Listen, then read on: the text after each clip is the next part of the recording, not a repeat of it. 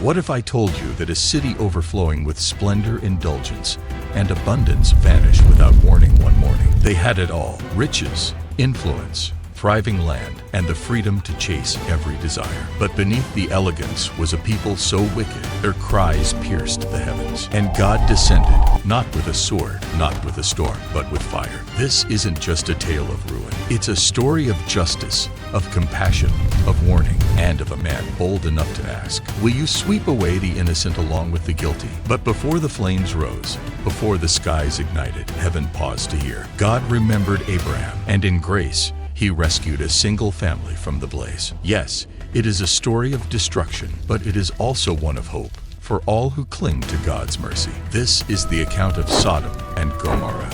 Long ago, in the ancient territory of Canaan, two cities rose with pride in the valley of the Jordan: Sodom and Gomorrah. Picture this: caravans from distant lands wound through mountain passes, their camels heavy with spices, gold, and precious stones. And where did they stop? At these two jewels of the ancient world. Rich and fertile, these cities bloomed like Eden itself, overflowing with vitality and abundance. The Jordan River provided endless water, making their fields green when neighboring regions withered under the desert sun. Merchants grew wealthy overnight. Houses rose like palaces. Markets bustled from dawn to dusk. Travelers would arrive dusty and tired, only to gasp in wonder at their splendor. Surely, they whispered, these people have been blessed by the gods themselves. But blessings can become curses when gratitude turns to pride. Abundance can become a trap when it breeds entitlement. And prosperity can become poison when it hardens the heart. Yet beneath their wealth and charm, a rot was growing, slow, subtle, but deadly. These were cities untouched by the fear of God. Their people had forsaken justice and abandoned what was right. What began as freedom became license. What started as prosperity became greed. What appeared as strength became cruelty. Violence, arrogance, and cruelty became their normal. The streets resounded with laughter at wickedness, not with reverence or song. They cast aside the foreigner. They crushed the helpless. They celebrated sin and named it liberty. The prophet Ezekiel would one day speak of their downfall. This was the sin of your sister Sodom. She and her daughters were proud, gluttonous, and indifferent. They ignored the poor and turned their backs on the needy. They were arrogant and committed vile acts in my sight. So I swept them away, as you have witnessed. Even the angels above could hear the outcry, the anguish, the injustice, the cruelty. And so the Lord Himself descended to see it with His own eyes. One warm afternoon, as the sun blazed high in the Palestinian sky, Abraham sat at the entrance of his tent beneath the ancient oaks of Mamre. He was now an old man, his hair white as wool, his hands weathered from decades of desert life. Yet his spirit remained alert, his heart still tender toward the voice of God. As he lifted his eyes from his afternoon rest, he saw three men standing nearby. But something stirred within him, a recognition that went beyond sight. These were no ordinary visitors. Their garments seemed to shimmer without being elaborate. Their presence commanded attention without demanding. Their faces held an otherworldly peace that made Abraham's heart leap. They were messengers from the realm above. One was the Lord Himself, cloaked in human form. The other two were angels. In that instant, Abraham understood. This was no chance meeting. This was divine visitation. Abraham rose at once, his aged limbs moving with surprising speed. He ran to greet them. Yes, ran, despite his years, because when heaven visits earth, protocol demands urgency. He bowed low to the earth, saying, My Lord, if I have found favor, do not pass your servant by. The three agreed, and Abraham hurried to prepare a feast. He called to Sarah. Quick, 3 measures of fine flour. Knead it and make cakes. He ran to his herd and selected a tender, choice cow, giving it to his servant to prepare with haste. Hurry, take this calf and prepare it quickly. Soon the tent filled with the aroma of freshly baked bread, creamy curds, milk, and perfectly roasted meat. He stood nearby as they ate, humbled to serve these heavenly guests, his heart pounding with the magnitude of the moment. This was hospitality elevated to worship. This was service transformed into sacrament. After the meal was finished, the Lord turned to Abraham and spoke words that would change everything. The outcry against Sodom and Gomorrah is immense. Their sin is exceedingly grave. I will go down to see for for myself whether their deeds match the reports. If not, I will know." Abraham's heart sank. He knew what this meant. He had walked with God long enough to understand the weight of divine investigation. But Abraham also knew something else. He knew God's heart. He had seen God's patience with his own failures. He remembered his nephew Lot, who had chosen to live in Sodom's shadow. As the angels moved ahead toward their grim mission, Abraham remained standing before the Lord. And in a moment that reveals the stunning intimacy God allows with those who know him, Lord, will you sweep away the righteous with the wicked? What if 50 righteous are found? Will you spare the city? Suppose 45 are found there. Will you spare it for their sake? What if only 20 righteous are found? Let not the Lord be angry. But If what if 10 righteous can be found, will you spare it? And the Lord departed, leaving Abraham in the silence of answered intercession. the two angels neared the gates of Sodom, and the moment of truth drew near. As night settled over the city like a shroud, the angels arrived at the entrance. There sat Lot, the nephew of Abraham, positioned in the city's gate, a place of honor and influence. But how had he come to be there? Years before, when Abraham had given him first choice of the land, Lot had lifted his eyes and seen the well-watered Jordan Valley. It was like the Garden of Eden, like the land of Egypt, lush, prosperous, and promising. What he hadn't seen, or perhaps had chosen to ignore, was the moral wasteland that lay beneath the surface beauty. Step by step, choice by choice, Lot had moved closer to Sodom. First, he pitched his tent toward the city. Then he moved into the city. Eventually, he became part of the city's leadership. He told himself he could be a good influence. He convinced himself he could maintain his integrity while enjoying the benefits. He believed he could live among the wicked without being affected by their ways. But compromise is a slow poison. And now, as he sat in that gate, he had become something he never intended to be, a man torn between two worlds, belonging fully to neither. When Lot saw the travelers, something within him recognized their otherworldly nature. He stood and bowed low before them. My lords, please come to your servant's house for the night. But the angels replied, "No, we will spend the night in the public square." Lot's blood ran cold. He knew what happened to strangers who spent the night in Sodom's streets. He had witnessed it. He had perhaps even been powerless to stop it. The guilt of his silence weighed heavy on his soul. He urged them with desperate urgency, not just as a host, but as a man trying to salvage some remnant of righteousness from his compromised life. "Please, you must not stay in the square. You don't understand what this city does to visitors." Eventually, the angels agreed, and Lot welcomed them into his home, where he prepared a meal for them, a feast in the midst of a wicked city, perhaps his last act of genuine goodness, in a place that had slowly stolen his soul. But before they could rest, the nightmare he feared became reality. A dreadful noise filled the night, voices growing louder, footsteps multiplying, the sound of a mob formed. Men from Sodom, young and old, from every corner of the city, gathered around Lot's house like a pack of predators. They pounded on the door with fists and weapons, shouting. This was no act of welcome. Please, my friends, do not act wickedly. Let us in! Open the door! Lot rushed outside. In trying to honor the ancient law of hospitality, he was willing to sacrifice his own daughters. This is what happens when good people live too long in bad places. The lines between right and wrong don't just blur, they disappear entirely. But the mob was enraged by his resistance. They surged forward to break down the door, their faces twisted with rage and lust. But in that moment of chaos, the visitors revealed their true nature. Then they struck the entire mob with sudden blindness. Panic erupted in the darkness. The angels turned to Lot with voices now carrying the weight of eternity. Is there anyone else here with you? Sons-in-law, sons or daughters, anyone who belongs to you? Get them in this out city? now there! We are about to destroy this place! You must flee this city now! There is no time! The cries of its evil have reached the Lord, There is and no he has sent time. us to bring it to an end. Quick! We must Lot's leave! mind raced. His The daughters, Lord will his destroy this sons-in-law. city. How could he convince them? How do you tell someone that God himself is about to rain fire from heaven? But they laughed. They actually laughed. To them, his warning sounded like the ravings of an old man losing his mind. The angel grasped Lot's hand firmly.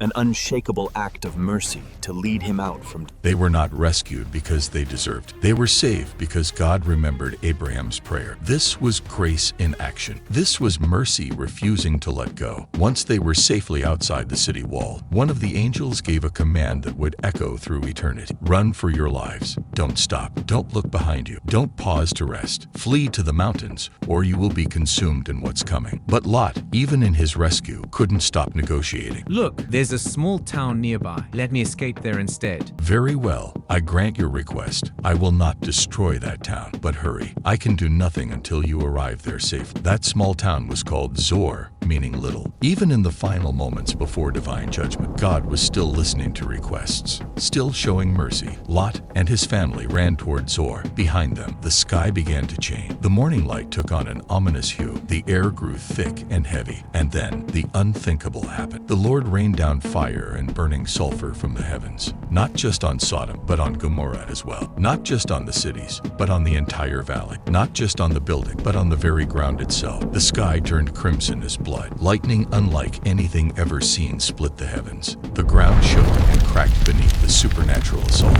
Walls that had stood for centuries collapsed in seconds. Fields that had been green that morning burst into flame. The Jordan River itself seemed to boil. Cries rose up from the valley. Screams of terror, pleas for mercy, calls to gods who could not answer, but they came too late. In less time than it takes to tell, everything was gone. Homes where families had laughed the night before, obliterated. Gardens where children had played, turned to ash. Flocks that had grazed peacefully, vaporized. Markets that had bustled with life, reduced to smoking ruins. Two of the most prosperous cities in the ancient world became a wasteland in minutes. Divine judgment, when it finally comes, is swift, complete, and irreversible. But as they fled toward safety, something tragic happened. Lot's wife began to slow. Her steps became hesitant. Her breathing grew labored, not from running, but from the internal war raging in her heart. Behind them, the sound of destruction grew louder. The crackling of flames, the rumble of collapsing building, the cries of a city dying. But it wasn't just any city dying. It was her city, her home, her life, everything she had built, everyone she had known. The angel had said, "Don't look back." But how do you not look back when your world is ending? How do you not glance toward everything you're losing? Her mind filled with memories. The house where she had raised her daughters, the neighbors she had known for years, the markets where she had shopped, the streets where she had walked. And then, despite the warning, despite the consequences, despite everything, she looked back. Her eyes turned toward the burning cities, drawn by longing for what she was leaving behind. In that single moment of hesitation and attachment, something irreversible began. It started as a tingling in her feet, then a stiffness in her legs. Her skin began to pale, ashen like cold stone touched by frost. Crystals began to form across her face like a sudden dead frost. Her limbs grew heavy, then immobile. Her steps slowed, then halted altogether. Her body rooted itself to the ground like a tree taking permanent hold. And then she was gone. Not dead, transformed, changed into a pillar of salt, standing as an eternal monument to the danger of loving the wrong things too much. God had extended mercy, pulling her from the fire by the hand of angels. But the glance backward, the longing for what should have been left behind, cost her everything. She was saved from Sodom's destruction, but destroyed by Sodom's attraction. She escaped the city's judgment, but couldn't escape the city's hold on her heart. Her transformation wasn't just physical, it was symbolic. Salt preserves, but it also kills. Salt seasons, but it also sterilizes. She became a permanent reminder that you can't move forward while your heart remains behind. The trauma of witnessing divine judgment, of losing his wife in such a horrific way, of seeing his world literally go up in smoke, had shattered something inside him. So he made another move, this time away from all civilization. Leaving Zor behind, he fled into the mountains with his two daughters. There they found shelter in a cave, cold, dark, and utterly isolated. Here was a man who had once sat in the gates of a great city. Now he cowered in a cave like a wild animal. Here was a family that had once lived in comfort. Now they huddled together with nothing but the clothes on their backs. And it was in that cave, in that isolation, in that desperation, that the final tragedy of Lot's story unfolded. His daughters, shaped by years of living in Sodom's moral wasteland, believing they would never find husbands in their exile, believing their father's lineage would die out, made a decision that revealed how deeply the city's corruption had infected them all. Our father is old, they reasoned with twisted logic, and there are no men around here to give us children, as is the custom everywhere. Let's get our father drunk and sleep with him so we can preserve our family family line. They got their father drunk on wine. Where they found it in their desolate mountain refuge, we don't know. And in his intoxicated state, each of them lay with him on successive nights.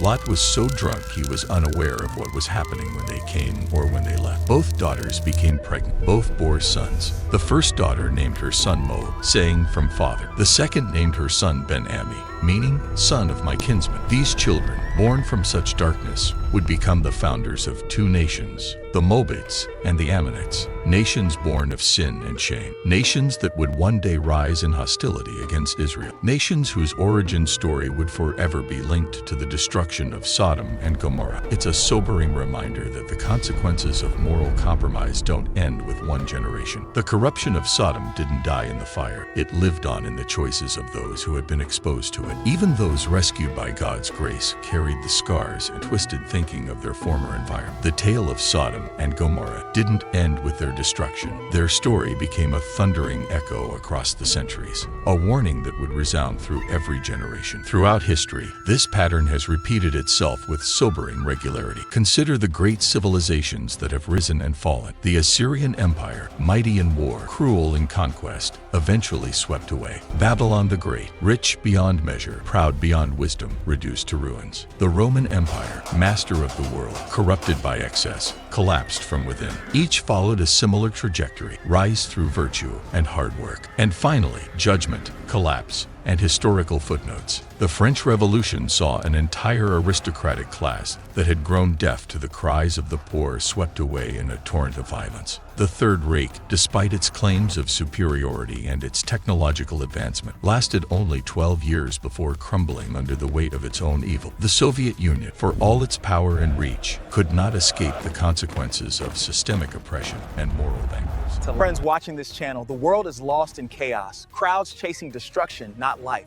But Jesus offers the way, the truth, and the life. But Jesus is the narrow path. Every day, the world sinks deeper into destruction, following crowds, chasing lies. You've heard the call. Jesus is the way to life eternal. By liking, subscribing, and watching more videos, you're not just clicking, you're helping save the world from destruction, spreading the gospel to hearts in need. Type "I am a light" in the comments to declare your stand for Jesus. God bless you.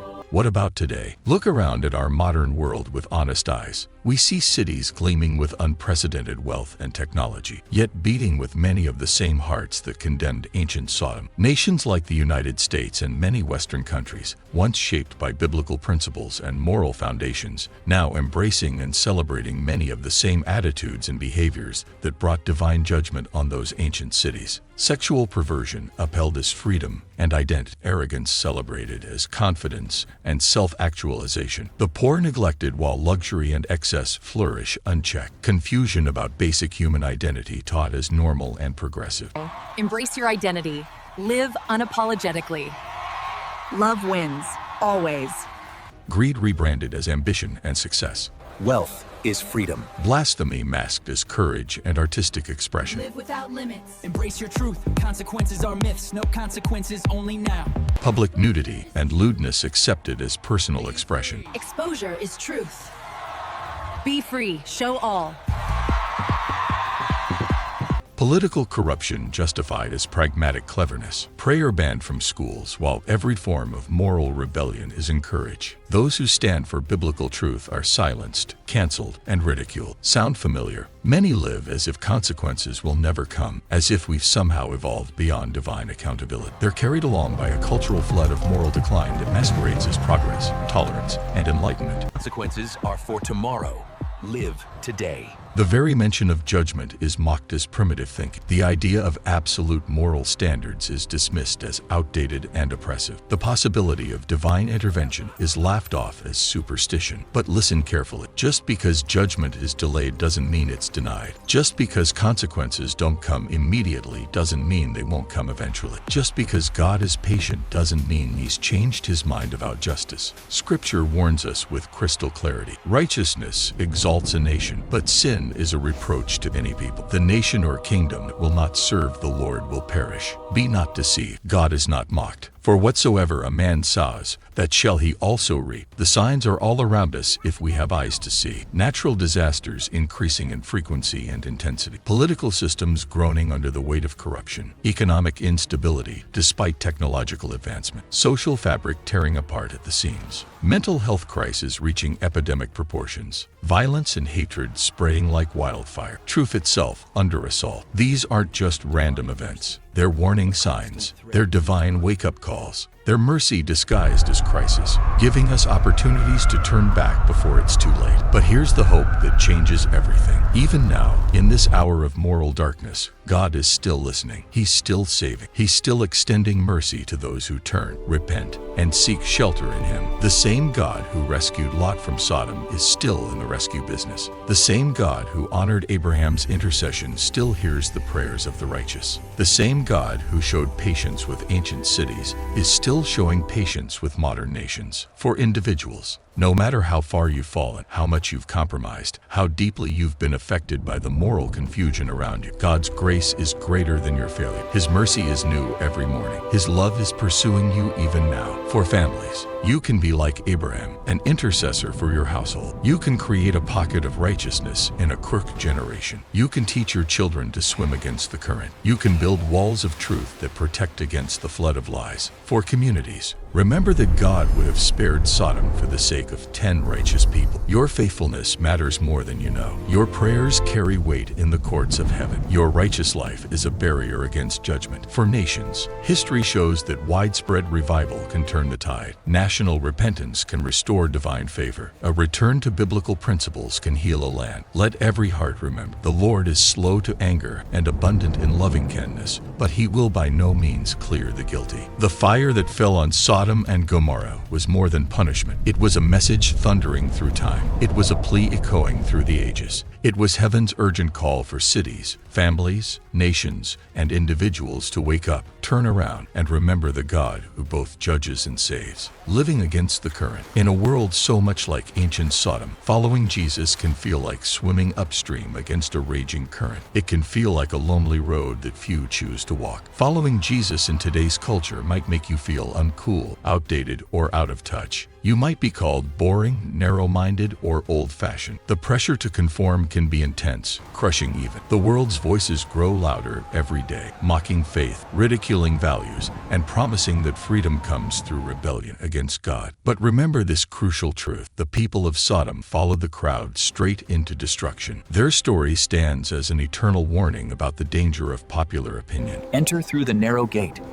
For wide is the gate and broad is the road that leads to destruction, and many enter. The majority isn't always right. The loudest voices aren't always the wisest. The most popular path isn't always the safest. We are called to stand apart, to resist the gravitational pull of the majority, to hold firm to truth even when truth becomes unpopular. Jesus said it clearly. Enter through the narrow gate, for wide is the gate and broad is the road that leads to destruction, and many enter through it. But small is the gate and narrow is the road that leads to life, and only a few find it. The crowd doesn't lead to life. It leads to death. Popular opinion doesn't determine truth. God's word does. Cultural acceptance doesn't guarantee safety. Obedience to God does. So refuse to follow blindly as the people of Sodom did. Refuse to let comfort make you complacent. Refuse to let prosperity make you proud. Refuse to let freedom become an excuse for license. Instead, live differently in a world obsessed with conformity. Love boldly in a culture that has forgotten what love really means. Shine as lights in a darkness that grows deeper every day. Stand for truth in a world that has declared war on absolute truth. Choose the narrow path in a generation racing toward the wide gate. In a world chasing after shadows and illusions, Jesus remains the solid rock. Every person must choose. Time is now.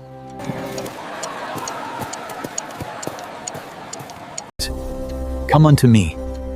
I am the way, the truth, and the life. Today is the day of salvation. Follow.